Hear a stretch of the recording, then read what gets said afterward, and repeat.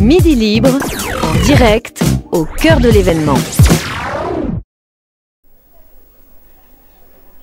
Voici une bien jolie jarre.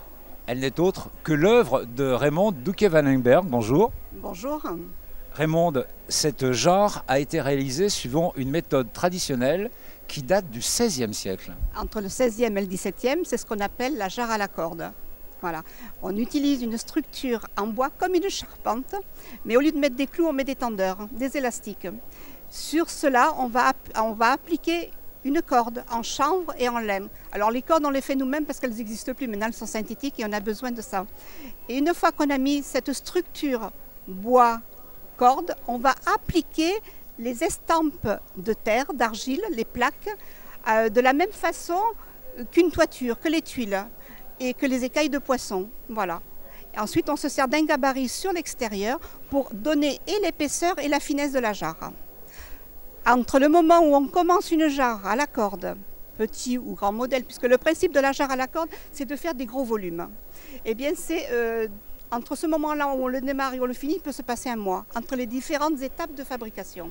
À savoir que ce matin, j'ai fait une jarre à la corde, mais il y avait déjà des préparations de 2 heures au niveau des argiles. Et il m'a fallu presque 4 heures pour la monter ensuite. Ce qui veut dire que ce sont des pièces exceptionnelles, qui demandent beaucoup de technicité. Et la jarre à la corde est en voie de disparition. Pourquoi? Parce qu'elle n'est pas rentable et parce que ça demande justement beaucoup de technique et beaucoup de matériel.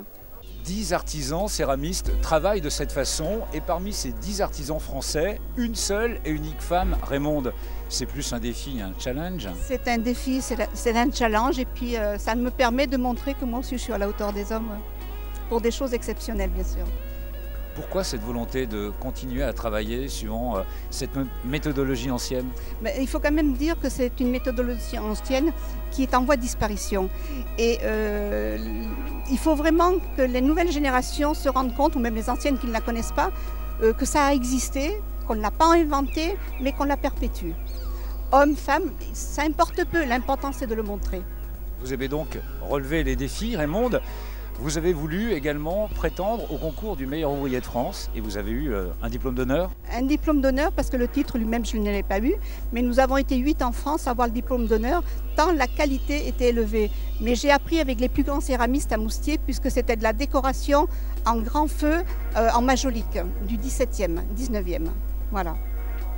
C'est à partir de cette argile apposée ensuite sur les cordes que sont réalisées ces jarres. C'est un travail gigantesque au niveau du temps, évidemment, à passer, au niveau des cuissons également, Raymonde. Mais il n'y a pas que les cuissons. D'abord, au niveau de l'argile, il y a plusieurs argiles que je mélange. C'est-à-dire, j'achète mon argile chez le fournisseur, une argile qui est désaérée, et je fais mes 4 mélanges d'argile à la boudineuse que j'aère. Pourquoi l'aérer? Tout simplement parce que la jarre à la corde a besoin d'air pour avoir de la plasticité. Voilà. Ensuite viendra le séchage, viendront les cuissons successives et ça prend beaucoup de temps bien sûr et de patience, hein, c'est certain. Alors qu'en disent les potiers d'Anduze qui sont dans loin d'ici? Ils ne sont pas trop contents. Ils ne sont pas trop contents mais ce sont des techniques tellement différentes donc ça va. Ça les surprend qu'une femme le fasse, c'est tout.